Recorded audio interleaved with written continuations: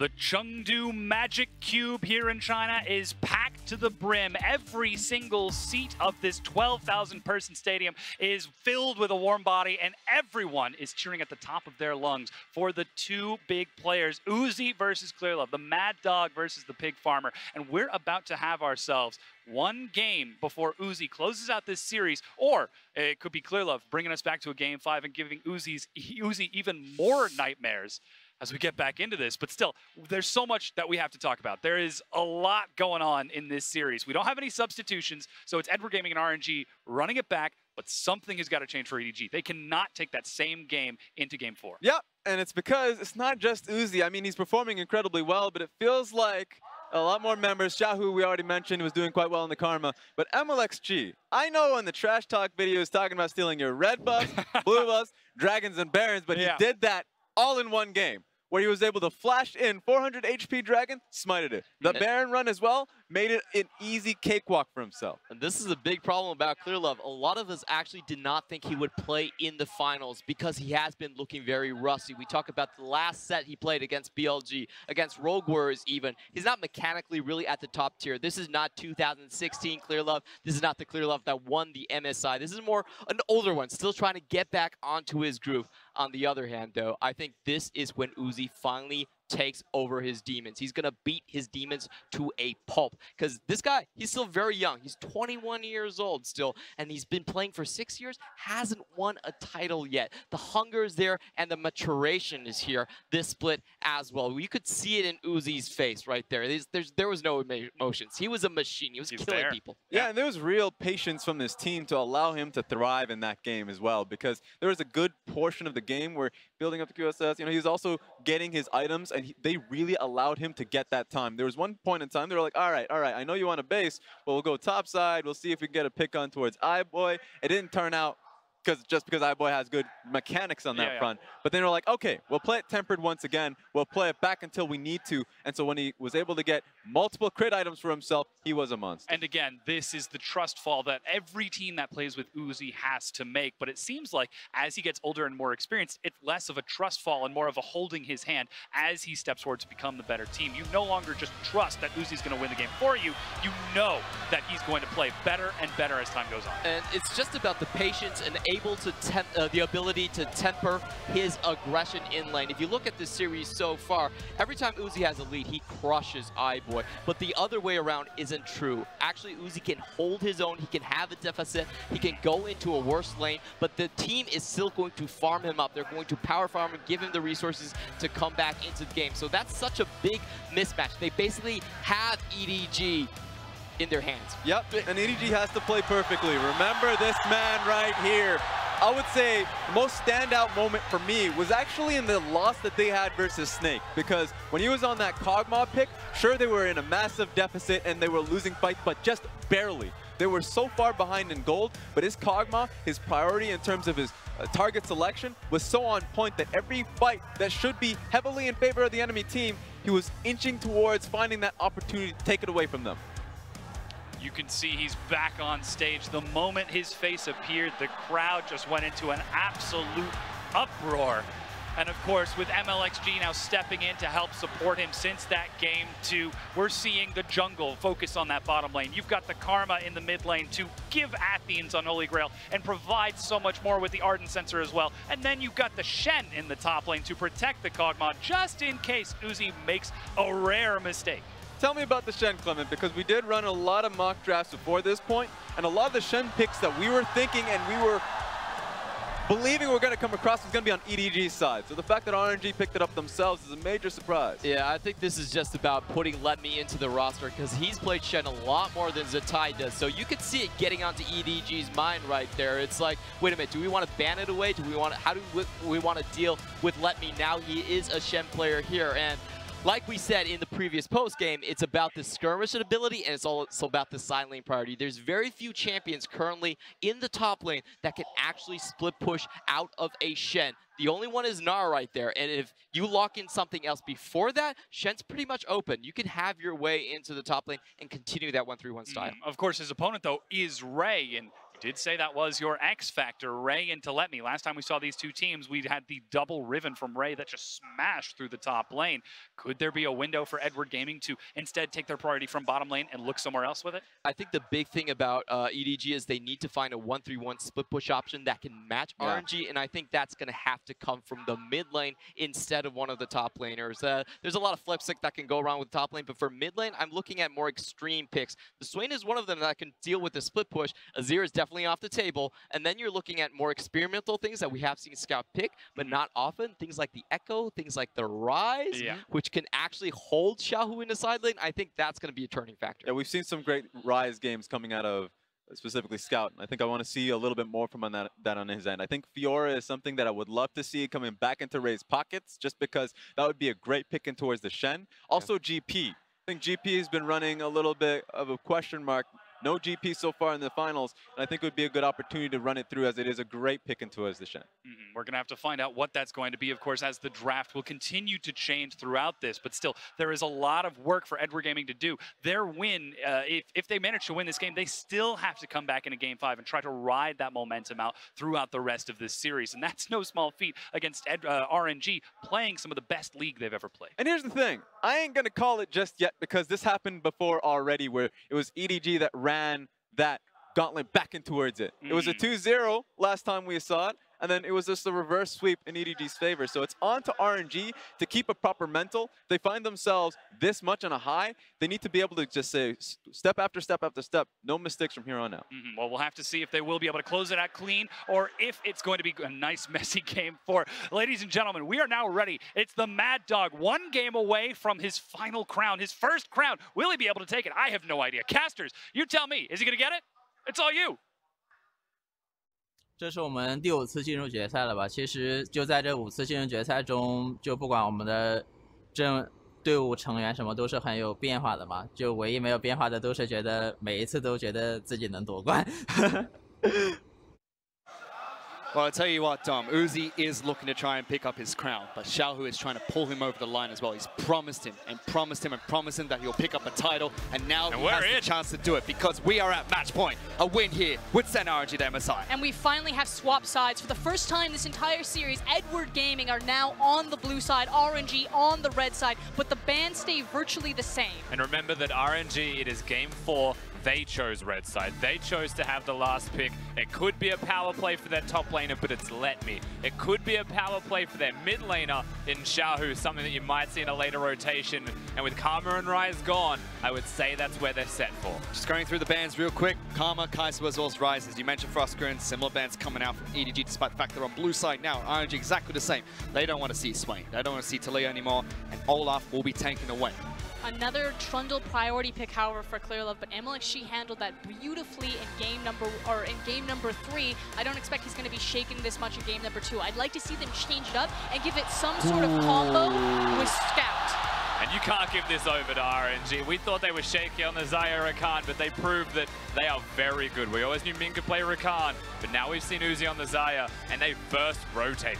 Again, reminder that the Lovers duo has been missing from RNG's arsenal for a very long time. Uzi caught a lot of flack that he didn't play it at Worlds. It just wasn't in his champion wheelhouse. He picked it up against LGD. He picked it up against Snake, and he said, no, I can play Xayah. He taunted iBoy and said, you don't need to worry about it. Just give it to me. And he's got it for game 4 when he is on match point. Ming's going to be able to pick up Rakan as well. EDG to get the priority pick of the most played AD carry for both iBoy as well as Uzi. They lock in Varus. And the change here is that it's not going to be a Caitlyn Morgana that you'll see into it. There's still a chance you get a Morgana in the support role, but the Varus is there into the Xayah. The low-ranged AD carries, well, the mid-range will be going against one another in the bottom lane. The supports mean a great deal. Super early Cassiopeia, so a lot of kill pressure in this 2v2 in terms of the skirmish power, but taking it blind. Well, to me, that insinuates the tanks that are follow for the rest of the composition. Ornn is another one that still exists, and for me, RNG should look towards getting rid of some of those tanks, knowing that the Trundle can flex, however, does raise alarms with me that Clearlove could still get a Sejuani. RNG decide not to go towards their jungle pick just yet. And instead of getting both counter picked for mid lane as well as top side of map, they show what their top lane tank is going to be. Letme's going to be picking up on. We're going to see if RNG have the same read that Rusty has. Coach Hart and Coach Noteface standing behind both these teams. But so far, it's a support pinch. Still tanks. I'll take it. It's definitely a big part of the definitely composition now. counts. Yeah, Braum will be in front of the Cassiopeia and the Varus, which is a big deal. And the Cassiopeia excels at dealing damage, scaling, and protecting your second carry. And you want to stay mid-range. You're against a mid-range carry from RNG. So again, with the Azir gone, you're getting rid of some longer range damage. That's what we're looking at. I personally would love to see an Orianna here from Xiaohu. And EDG are known for their flex picks when they go onto blue side. We don't see any traditional flex picks, but Trundle can still be thrown into the bottom lane as a support pick if they decide to put Clearlove on a different jungle champion. RNG will get the first pick during the second draft rotation. Already, as you mentioned, Frostcrone pinching the support pool, and they continue to do so. Alistar's their final ban. Yeah, no surprise. That one had Mako and Obvious written all over it. You need to take away that signature champion. So what is it going to be left? The Tahm Kench is still He has Thresh. entirely viable for him. Could play the signature pick of Thresh.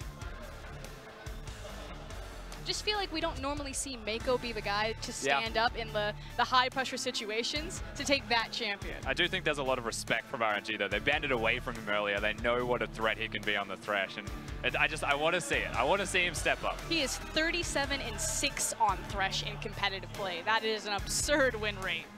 See what happens. But Jarvan was the final ban coming out from EDG, targeting MLXG's jungle pool, with Azir being taken off nice and early. And you say that, you know, Mako, not really known to be the one that steps up, but he has to. He's the captain of EDG this split. Clearlove has only played 6 games total now, the 2 that he's played in the finals. We'll have to see what they can do. You can hear the crowd reacting to that pick. It would be the second Singed if it gets locked in. It was actually Zatai that played it the first time around across from Invictus Gaming in game number 5. And we talked about it.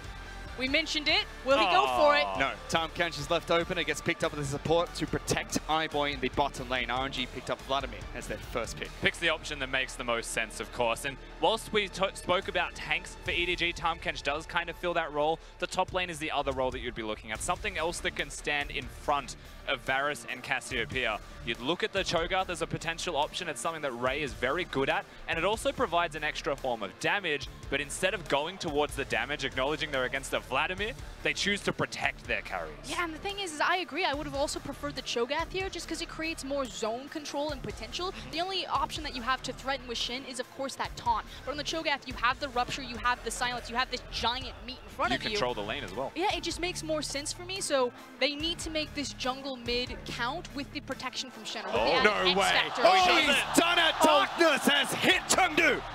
It's been taunted. MLSG's been playing him, and he actually locks it in for the first time this split. Yeah, for context, this guy has been spamming Nocturne. RNG are famous for their Nocturne Leona composition. It's not Leona. It's still a hard engaged support in Rakan, so still the exact same style, which is delete the back line. Yeah, still works in a very similar way. It's a risky pick here, though, from MLXG, going for the Nocturne.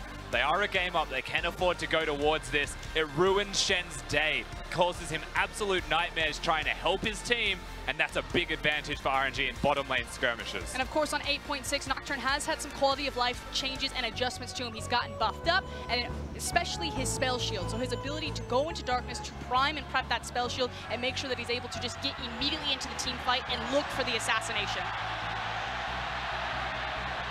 Can you hear that? It's match point for RNG.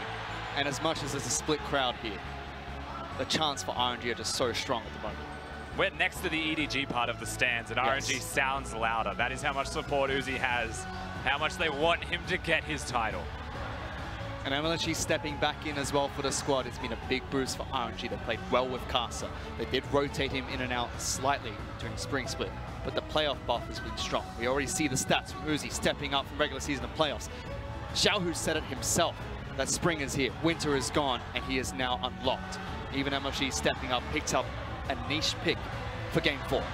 And on the other side, Clearlove's pride on the line as the star of the league. Scout proving once and for all that he is an elite mid laner in the LPL. He wants to take the MVP again. A lot of the carry in this game does come from the bottom lane, but the Nocturne's there, the wild card's there. Xiaohu is a member that you can't sleep on, and so is Scout. They've both been having a very good set right now, and if anything goes awry in the mid lane, if one person gets a lead, the entire balance of the map is upset, and that respective team can win it. Do or die for EDG. They must win this game to send it to game number 5 for RNG. It is their chance to take home the title, their chance to represent the LPL. Let's get on to Summoner's Rift for game number 4.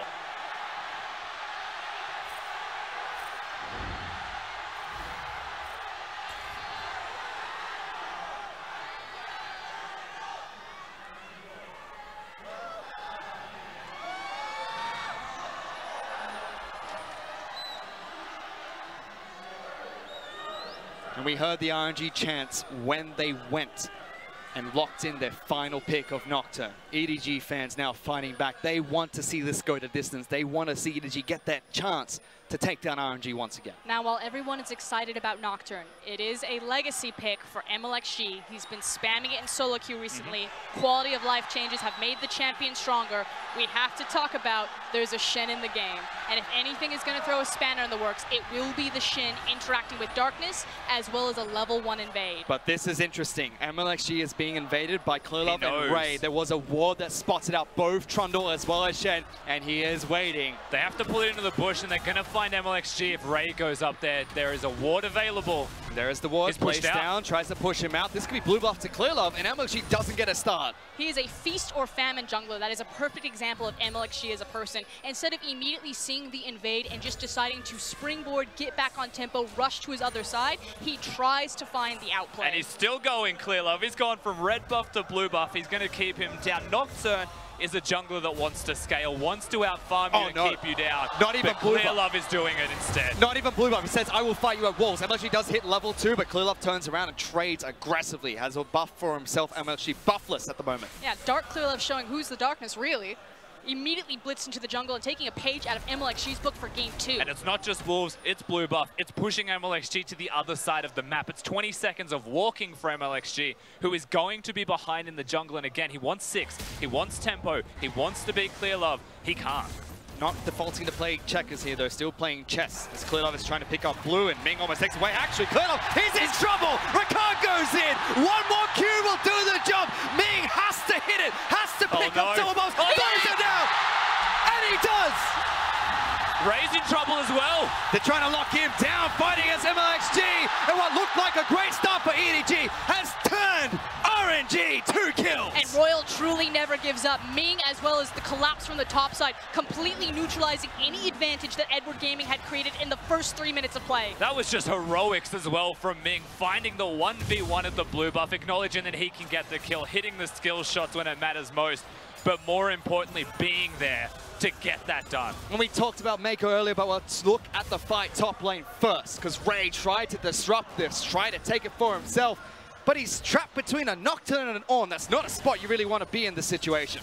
Ray trying way too hard just to make it reset. I don't necessarily think he wanted the damage on MLXG, but he definitely wanted to deny the blue buff. He had flash. He could have lived at any moment, but he was caught by the, I'd say, by surprise from the fear. And then it was just layering of crowd control, and he had no way out. Disrespects with the flash and is made to die. It's always one of those situations when you see a champion that you haven't seen in a while. It takes everyone a moment. Got to remember what the champion does, how to play around it. It may have caught Edward Gaming off guard when it matters most. Definitely. And on top of that, Ming has stepped up. We talked about Mako, how he's not the player, they're not the type of person that usually steps up in a big moment. But Ming, he's the type of player that during a season, he'll win you a couple of games just from his plays alone. And he did it right there, taking down Clearlove. Now, I will say, for what it's worth, it hasn't ended the game for RNG. 2-0 is still MLXG significantly further behind compared to Clearlove. Even though Clearlove died, he had an advantage in the jungle. He will farm better, and there is still a lot of opportunities for EDG to keep him down. It just means that we go back to reset. So it's about, again, farming MLXG towards level 6, and we should see a fairly quiet map until then for RNG. For Edward Gaming, ball is now in their court. They have a window to work with where they know that the Nocturne's not going to be viable. So what does Clearlove do with the time?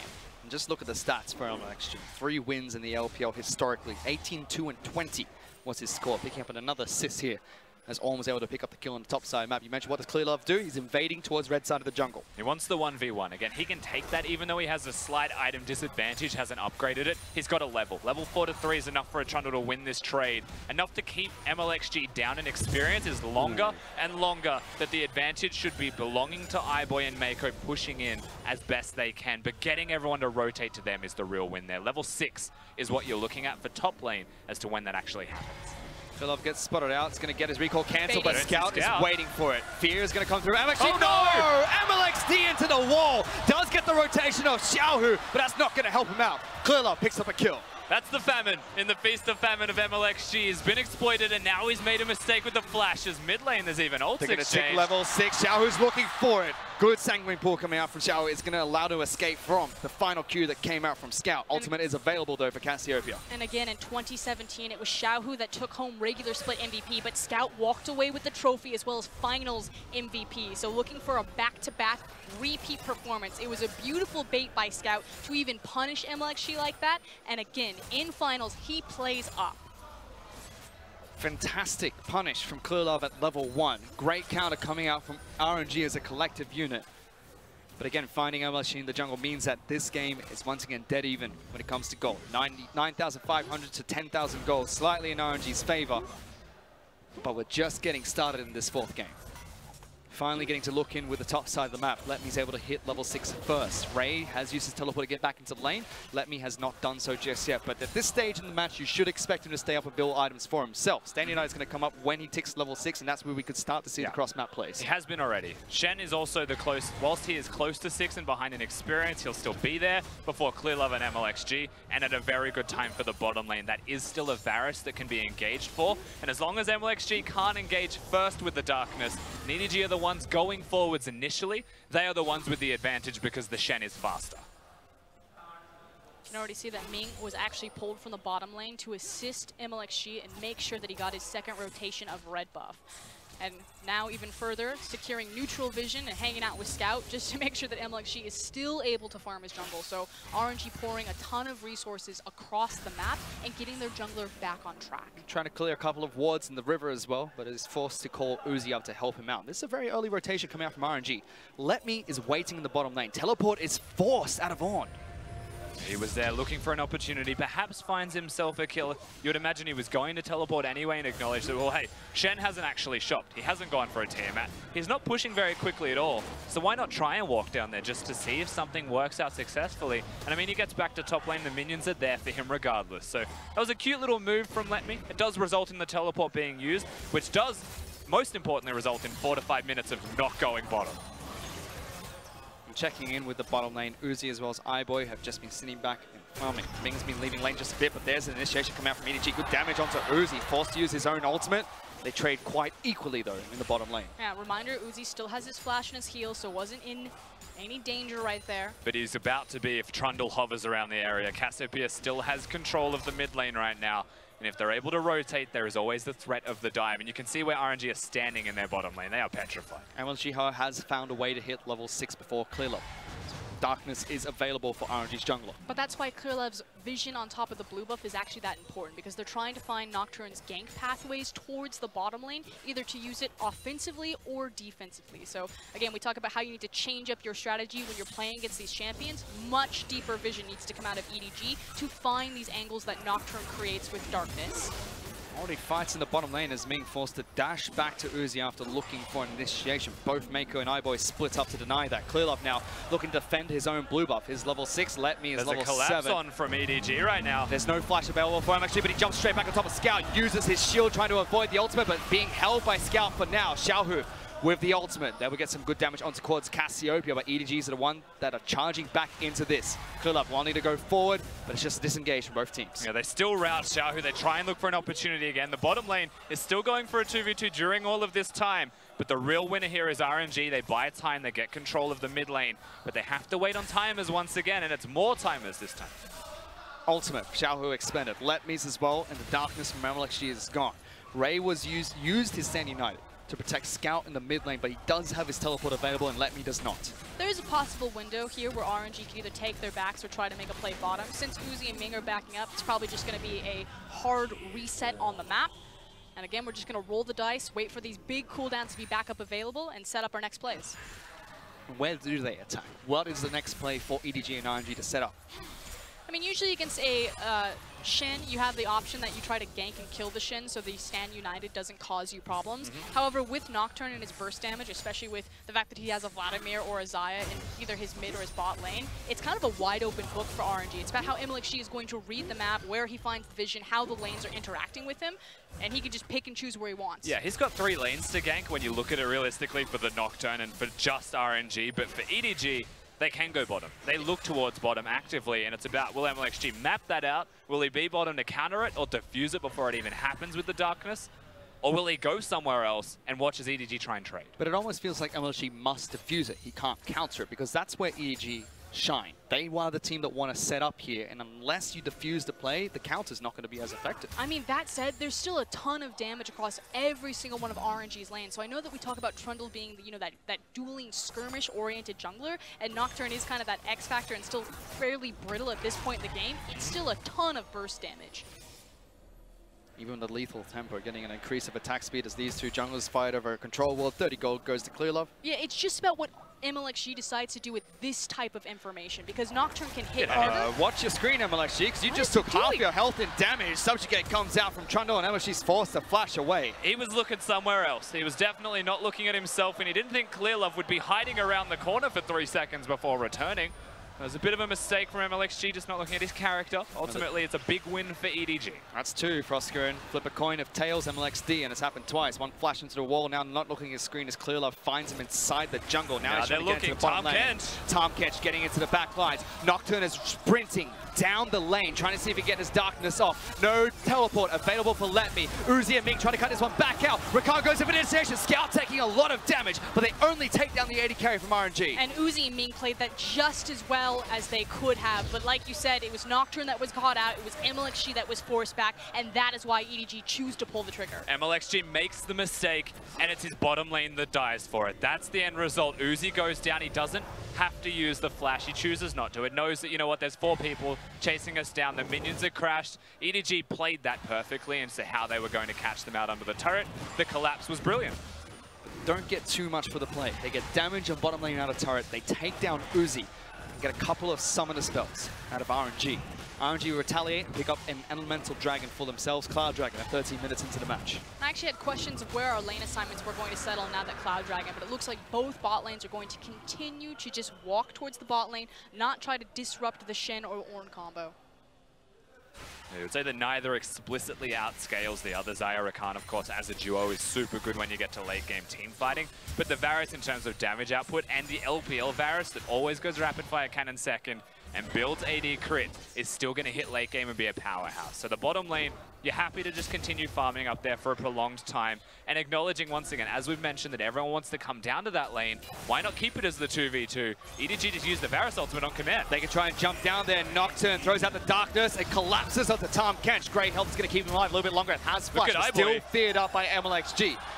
RNG go for the fight, but Uzi takes so much damage. Xiaohu's trying to rotate down to the bottom lane as well. Shirelli is going to make him run incredibly fast. Tags only Mako with the ultimate. There goes Ming, jumps back in. Stand United keeping iBoy alive. Looking to counter against Xiaohu. Sanguine Pool will get him back to safety this entire time. EDG pushing mid lane. iBoy and Mako just hold that 2v4. No one's able to kill them. They do not have enough damage. That was so expertly played by them, so calm and so brilliant that they're able to survive, and it gives them time in mid lane. Yes, they're not sieging turrets, but RNG, that play felt a little bit desperate. Huge swing of momentum here, especially as EDG now crack mid lane tower as the first objective to fall into this game. Like you said, Mako and iBoy, they planted their feet and they absorbed everything in the kitchen sink from RNG. iBoy still has summoners and now has his ultimate available. Imagine if he had the ult during that. Someone may have died from RNG. That's how well they played. We still haven't seen what does this Nocturne provide. Lockdown in the early game, found a way back into it.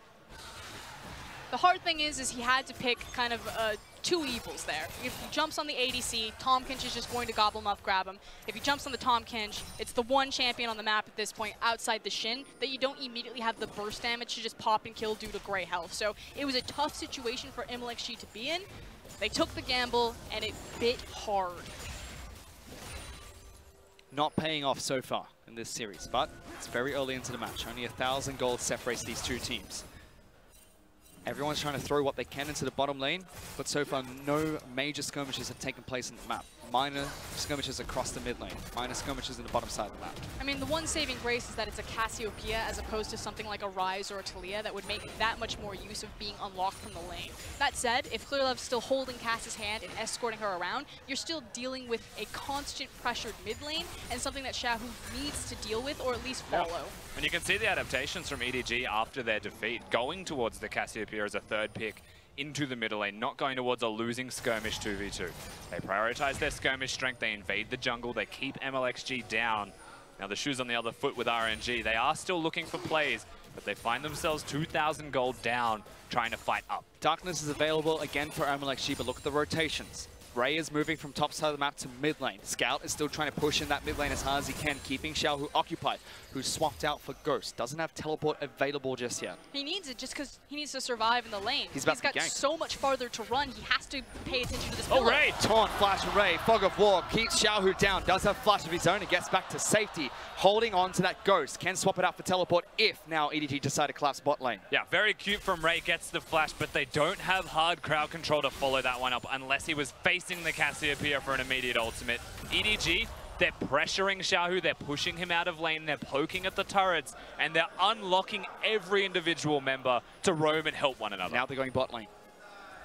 3 members from the top center map of EDG are trying to collapse on towards the bottom lane. And you can see that RNG trying to get into defensive posture right now. They've got Ornn and Nocturne deep down. They don't want to give away their position. They want EDG to overcommit on this and try to punish on a counter. They're going to try and take this one down before RNG can try and start a fight. Clear Love in the back line, so it can be cut off. They go for the initiation, collapsing onto the captain, or the previous captain of EDG. RNG get a pick.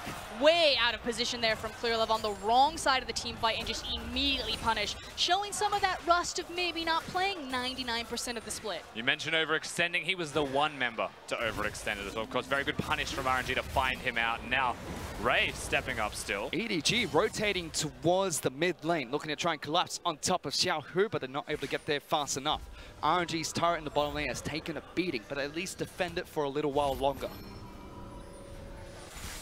See, that's the thing. I have a feeling that that turret standing was intentional by EDG in the first place because they're trying to deny Uzi, they're trying to zone him out. They want to extend that laning phase because it is giving leads to EDG across the board. So now they'll get it. Eventually, RNG will just let it go. They chose to recall, so it's a conscious losing of this turret. They've acknowledged the exact same thing. Hopefully we get a check-in with the top lane soon, because when Ray was rotating towards mid lane, Let Me chunked out the top lane out of turret. So RNG can respond by taking a turret of their own, but for now, 2,000 gold behind. These lane assignments, though, Ming has to pay off here because ultimately, iBoy and Mako are now just going to back, flip up towards the top side, and have priority over the Rift Herald or the tower. Maybe they hang around because it is a Mountain Drake, but Edward Gaming just have so much more, a wealth of options before them, whereas Uzi is just here for the farm, and again, it's a situation that says, sacrifice this for me, I am worth it. But they delayed it by another 8 seconds, canceling both the recall of Mako as well as iBoy. And that might be enough to say that they just walk it back down bottom and prepare for Dragon spawning in 13 seconds. Mountain Dragon, though, not the infamous Infernal Dragon that LPL teams loves to fight over. It is an advantage for EDG if they get there with the Tahm Kench and the Varus who can rotate super quickly. They've got the capabilities of defending bottom, going mid lane as well, because there is no turret there to defend Xiaohu, and he still has no flash. Now, there's no way that RNG can approach this. Because of the Abyssal Voyage, it's either bot lane's dead because there's no tower, or mid lane's dead because there's no tower, and it easily then rotates into the 2-for-1 special, Drake and Herald. See if RNG can regain control of either objective, because EDG marched towards the Dragon Pit. Mountain Dragon has spawned. They're looking to try and take that one for themselves. RNG decided their best lane assignments are going to be putting Let Me down in the bottom lane, switching up Uzi and well Ming towards the top side of the map, and hovering MLXG in that area. MLXG is one of our greedier junglers when it comes to Rift Herald. He almost always secures it, and you can see that that's exactly what he wants to do now, but he has a very limited window to do so before Edward Gaming reset off of the mountain and then match RNG in terms of the lane assignments, and I feel like that window has passed. On the way, pings were coming out from EDG to try and contest for the Rift Herald, but RNG have other ideas to move towards top side of the map, and that turret's going to fall. If they push this and Edward Gaming grab the wave, there is an opportunity that they double back and get it. It's definitely possible. Of course, EDG on the opposite side aren't really there in a position to just outright contest. They're going to let it go. They push through and they move straight towards the Baron now, so they can't take there's Rift no Herald Herald, anymore. it's gone, it's expired. RNG chose a turret instead, and rightly so. It is worth it to get the gold, not the risk or the potential of getting gold that a Herald can provide. The problem with it is usually the mid lane outer turret though, and breaking that. They were looking really cheeky. You have to think that if that wasn't warded, if the control ward had gone down, they would have immediately tried to burn it. Note the EDG's vigilance is still present. They know 20-minute Barons and what they look like. Throw down the Scrying Orb just to spot out to see if RNG try to take that for themselves. Rage Blade as well as Hurricane have been picked up by Varus in the bottom lane. Good spike coming out from iBoy. Uzi still sitting on that Essence Revo, yet to complete a Zeal. Which means now the game plan changes for RNG because of the difference in itemization between the ADCs. Xayah, of course, the traditional crit build versus Varus, who's going to spike right now. They're looking for these picks, they're looking for their skirmishes. They want to crack Edward Gaming, tear them apart, and find what they can while they stall for Uzi. So all eyes need to be on Xiaohu and MLXG because those two are going to be the members that find the gives for RNG. Does MLXG start to have to be creative with his Nocturne ultimates? Because at the moment it seems like EDG are looking to group up and force a fight where Nocturne can't quite find access into the team fight with his ultimate alone. I mean, if you get into the brain of MLXG, which is no easy feat, he doesn't have a lot of options because Tahm Kench exists. He can deny the Shen, right? So that's the big win from him. And what you can do is you have a lot of burst damage up front. Usually when you go Duskblade, which is completed now, the idea of this Nocturne from here on out is to chunk the person that you're ulting. Waste the Tahm Kench ultimate immediately. But speaking of Tahm Kench... Collapsing topside, Xiaohu's going to be able to avoid the chains of corruption using his Ghost as well as Shirelles to dash out of that fight. That was a lot of high value there. And kind of going back to Rusty's point, the thing is that if MLXG decides to commit on the Shen, it has to count. Because if they fail there, it's going to be an immediate teleport or stand united towards the Baron pit, and Edward Gaming are going to burn it with a Cassiopeia and Varus. But they haven't found access to that just yet. 22 minutes into the game and both these teams hovering around the pit quite aggressively. EDG have controlled the game for most of it, but only sitting on about 1,000 to 2,000 gold of a lead so far. RNG regain control over the river towards Baron Buff's pit. Is able to take control of that vision, deny EDG once again. They reset the map. Still, this time, spreading out their lane assignments. It's now Scout who's pushed towards top lane. Right now, we're just fighting over inches. It's a vision war, it's a war of inches, and we're just going back and forth, resetting our waves, moving up into the topside river, and denying a lot of this vision. Yeah, to me, I have to look at what is the most important thing for all of the coming fights that will eventually be here. And whilst we can look at the Shen, we can look at the Nocturne. This is one of those few games and few moments where I can really look at the support roles and say it's Meiko versus Ming. It's about how good can you engage, how well can you go forwards if you're Ming, against how well can you disengage and protect your team if you are Meiko. Because there is a Nocturne with Duskblade coming at you, and you need to eat the right target at the right time to ensure your damage is still maximized. And Ming needs to hit multiple targets. If he doesn't get Meiko, that person could live. And Ming has been playing well so far in game number 4. Meiko, we've only seen him play it against one Nocturne ultimate so far, and that situation was able to play it quite well. We'll have to see what's going to happen throughout the next few team fights. Now grouping on the mid lane, MLXG is waiting in the wings. Here he Jumps goes. in, there's Ming, gets the double engage. Now look at the lockdown clear up, teleporting the back lines coming out from RNG's team. As it is EDG to look for the reinitiation. Uzi forced to flash away, gets tagged by Chains of Corruption. RNG move away, making sure they disengage successfully. And that is the flash from Uzi, the flash ult from Ming as well. That is a big part of their engage gone. RNG on the back foot. They didn't have vision before they made that play. That was a flash to cover distance, and now EDG, they kick off Baron. And like you said, it was the fact that they didn't tag Meiko, but the jungler's alive. This is burning down fast. Letme's going for the initiation. Ming Got 'em jumps all. in once again, gets all 5 members between the top lane jungler. Mono Silkwa, Redemption, steals Baron. RNG take down EDG are against the Baron pit. More fight going through. Scout's trying to get out alive. Uzi can't get over the pit, but the damage is done. RNG pick up a decisive fight. They're still going, they're still looking for more. Tahm Kench has got one of them out, but they have to lose Ray. He tries, but this is the sacrifice that go could on. give them hope. Ray stays alive a little bit longer and escapes. Gets out alive. For now, Xiao finally collapses at a prolonged team fight, but still in favor of RNG. And RNG proving why they are such a threat. They are a super team, a whack-a-mole of talents, as Clement said on the desk. Every single RNG member had their day today. Xiaohu in game 3 with the massive team fight flank. Uzi on the Kog'Maw pick, and now the spicy hot pot himself finds the Baron. And for MLXG, it all happens in one game. A mistake with the flash early, mapped through the jungle, but he gets what matters most in the end, and that is the Baron. When you look at RNG and they're scaling for the remnants of this, they are going to utilize that Baron to at least keep themselves even and now ahead. They have pushed to about 3,000. They are set up now to push forwards. And that's twice now. As we mentioned earlier in game 1, EDG went for a Baron play. Sorry, in game 2, I believe, went for the Baron play, didn't set it up correctly.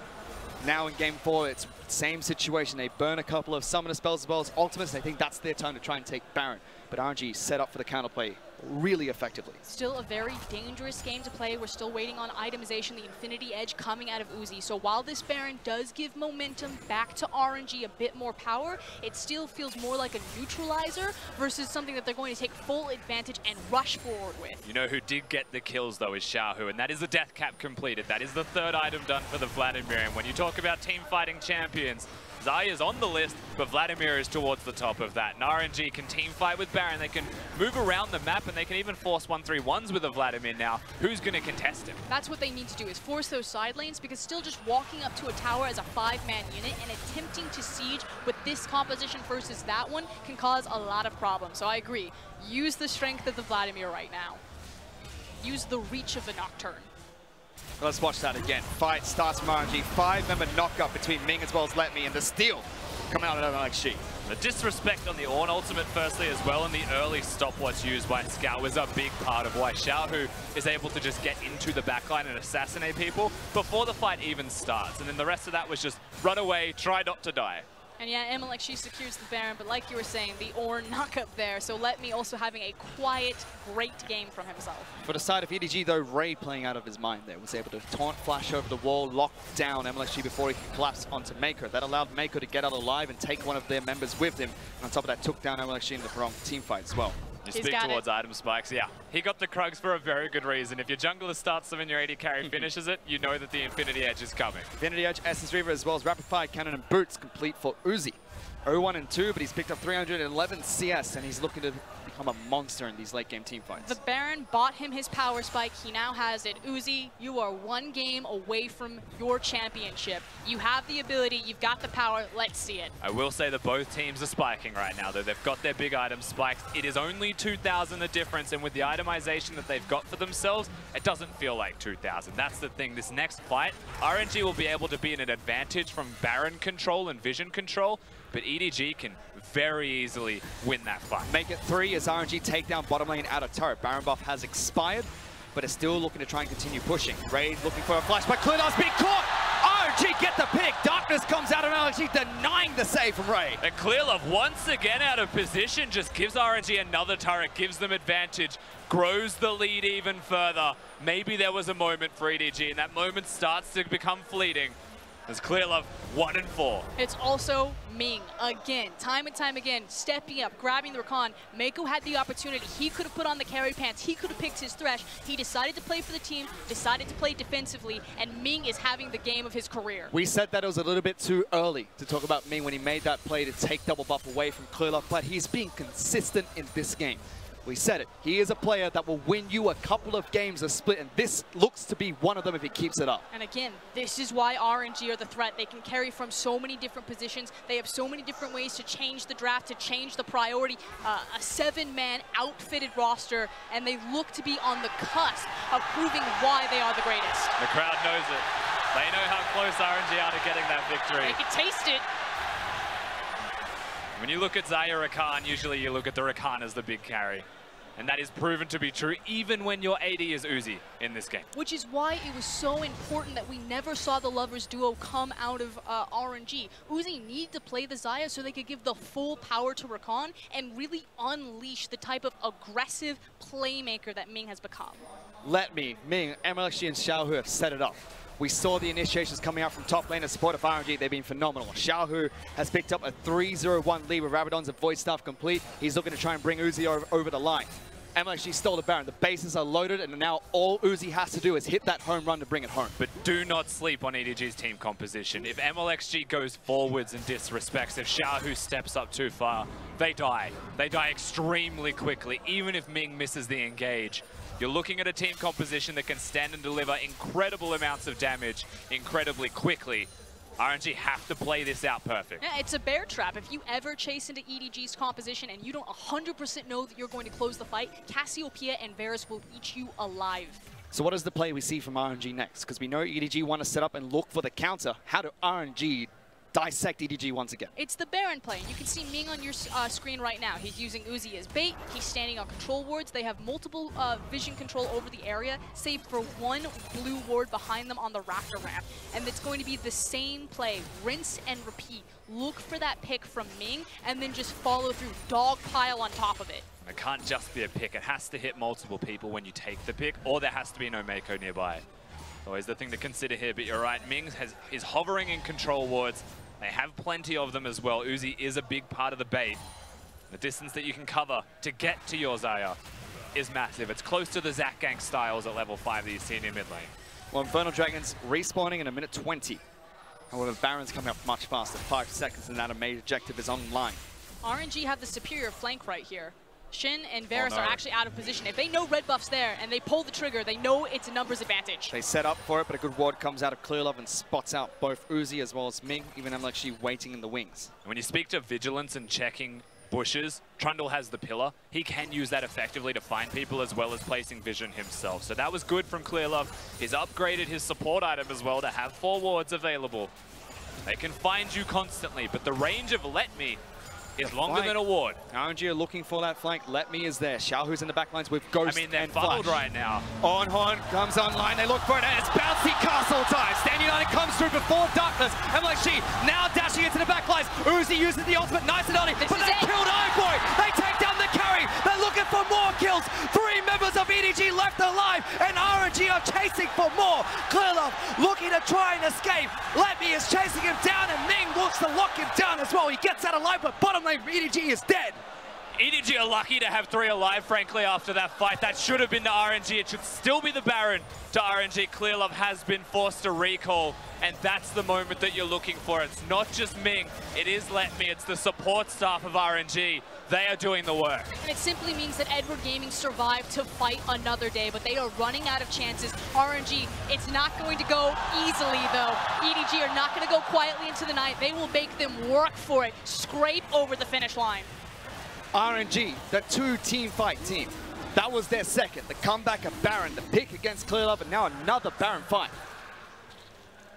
All they have to do now is use it as effectively as we've seen them do it this entire series. Split apart EDG and continue that split push. But this is the moment. This is the point after this fight where you work out if Uzi really has the mettle to win the rest of the game. You'll see it here again.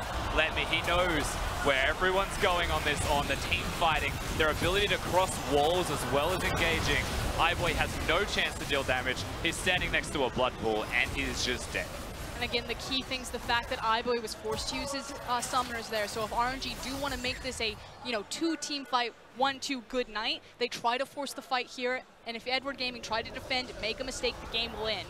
That said, EDG not known for that. They don't just roll over and die. I have a feeling they'll just continue to slowly bleed out objectives and again, plant their feet, give us one good more 5v5. Cast your mind back to what they did against Victus Gaming during the regular split. 10,000 plus goal behind, EDG still found a team fight inside their base. They are the kings of team fighting in the LPL, and they can put up a last stand. But they have to put it up very soon. This is Banner of Command minions. Again, this is something that can end the game if you don't know how to force objectives, and they are looking. Can you hear that? Uzi can taste it. His team are trying to pull him over the line, and even the crowd knows. The Horde is out. Let Me wants it now. Nocturne's going in, and the AD carry is dead. Chasing the back lines. Scout using the stasis, but he's going to go down as well. Uzi picks up a double, and there's only one member left, and it's Rain. All they need to do now is dot the I's, cross the T's. RNG, they have set themselves up to win. Where were you when history was made? Because here comes Uzi. The curse lifted. The prophecy has been fulfilled. Uzi now reigns as king. Royal, never give up. Champions, and they will take on the world at MSI.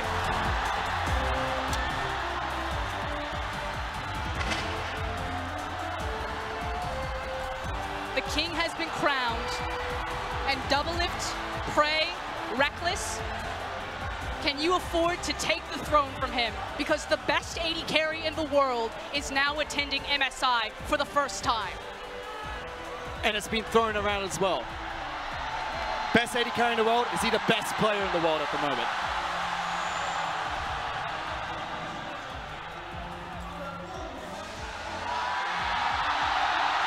But what is certain is that RNG will lift the cup Uzi gets his first title in the LPL, and he's looking to take his first major international as he heads to MSI.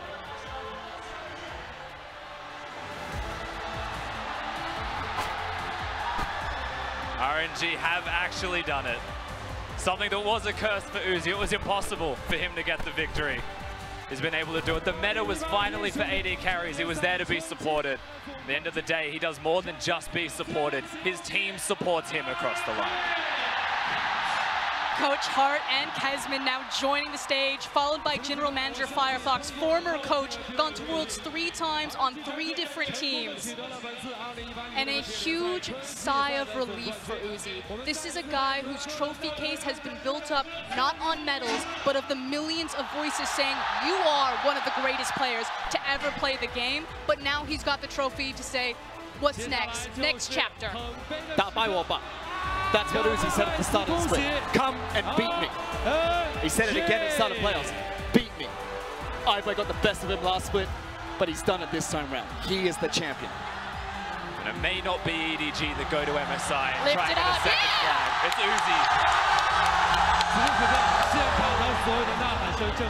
Uzi. It's his moment to go and be a superstar at the international once more.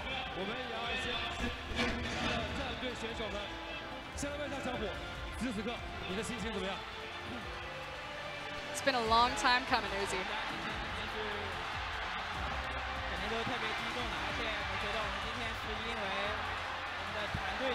And as we said in that final game, Xiaohu said it himself.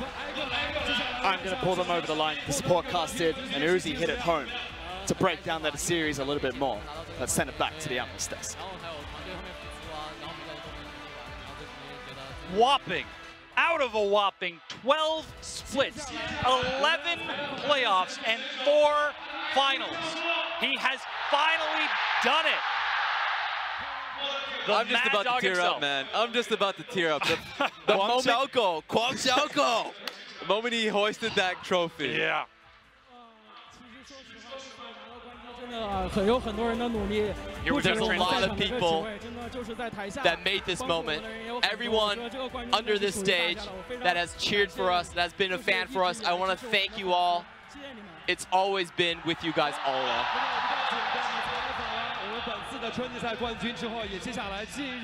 What's your next move going forward to MSI now that you've won Spring?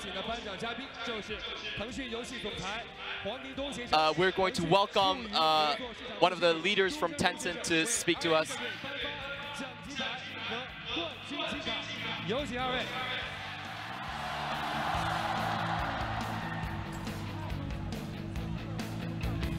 本次2018英雄联盟职业联赛春天的冠军是150万奖金。同样为我们选手定制的奖金牌、冠军金卡，也希望得到了这些殊荣之后，可以更加的让 RNG 继续前行。 1.5 million RMB given to the championship, as well as everyone gets a golden card for the victory. 此刻，我相信，今天在这个舞台上，不管是 RNG 还是 EDG， 都是拼尽了全力，为所有成都的召唤师们送上了最精彩的一场对决。我们此时此刻再次把掌声。 The road that they took to get to this point, Clement.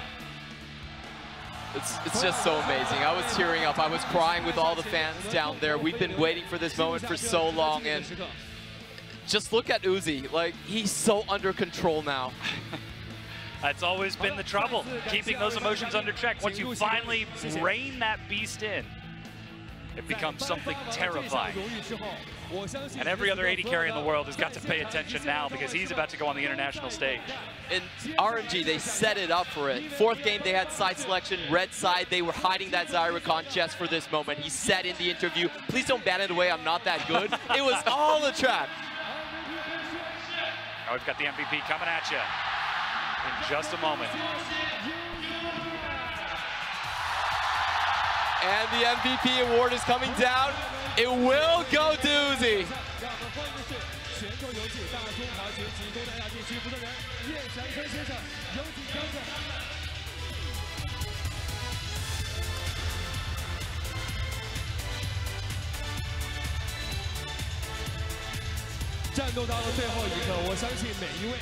A sigh of relief from Uzi as he picks up his MVP in the spring split finals, his first domestic title. And you got to wonder if there's doubt there, just because along the road, getting to the point where he knows he's going up against EDG, could he do it? He proves that not only was he able to achieve it, but in a 3-1 victory. A phenomenal finish. And this time it's really special. He didn't have to come up with all the magnificent plays. He had his teammates around him. The last team fights. Look at the coordination from Letme, from Ming, taunting 4 people in that last one, and Letme getting the bounce house going. And also MLXG holding on to his ultimate until the Tahm Kench Devour was done and then flying in. This was a group effort, this was a team effort, and it was a culmination and end of the journey and the start of a new dynasty here in LPL. That is going to be the jacket that we're going to see the members of Royal Never Give Up wear to MSI 2018, proudly bringing the LPL Dragon to the international stage. The Yellow Dragon is only reserved for Emperors, and that's what RNG are. Finally, the dominating organization in their own turf. This has never happened before. Well, it has happened, but without Uzi. The beginning of a new era in League of Legends. Times are changing, dynasties are falling, new names are arising, and we're only just beginning. Yeah, it was a spotlight, of course, shining on Uzi, but every single player, his partner in crime, Ming, had a phenomenal Rakan performance this game. It's a shared trophy between both of them tonight. It absolutely is a trophy that they will finally get to take home, that Uzi himself will get to carry.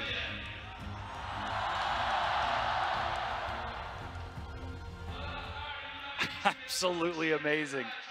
And he's finally done it. I can't believe it. Wait, I can't either. Team Liquid isn't in 4th anymore. Uzi's won a domestic. SKT has fallen. What is going on, guys? I said 3-1, and even I can't believe it. The script is gone. We're flying free. Yep. So worlds are changing, my friend. Yeah. The worlds are changing. And it really feels like it comes down to persistence. You try time and time again. The changes they made an off-season what's counted here. Yeah. You already talked about Karsa was a major pickup for them. So Zatai was a major pickup for them. To hoist the trophy, it was still MLXG and Letme that were there the final game, but it was the fire underneath them to be able to get it for them. Yeah, this story is just great. It resonates so much with the Chinese story. Again, you start out so strong, you're so talented, but you have to come up from behind. You have to grow up, and you have to go through that journey to actually taste the fruits of your success, of your hard labor right here. And I think everyone in the crowd, everyone in the LPL, we've got a bit of Uzi in us. We can feel what's happening right here. It's just so amazing. It really is. It's finally happening. And we can't just say that this is just Uzi's victory. As we said, the whole team coming together. MLXG, he's been trash talking Clearlove for years. And finally, even with Clearlove stepping up and trying to push him out of his own jungle, MLXG pushes back and pushes Clearlove off the throne. The Baron steal as well. I mean, we have to say it. The fact that throughout the entire series, it was MLXG just bullying Clearlove in objective after objective. That it felt like every single time EDG had a good position on an objective, it did not matter. In Clearlove, does he fade away? Is he going to come back strong? Those are the questions we're going to ask EDG. Is this still going to be the dynasty team for the LPL, or are we seeing a new dawn here? We're certainly going to find out in just a few weeks when that new dawn takes to the international stage. Ladies and gentlemen, thank you so much for tuning in for this exceptional broadcast. History has been made as Uzi has finally claimed his domestic title and will ascend with Royal Never Give Up to the MSI stage in just a few weeks. But on behalf of myself, my wonderful analysts, the casters, and the entire arena of Chengdu, thank you so much for watching, and we'll see you at MSI. Yeah.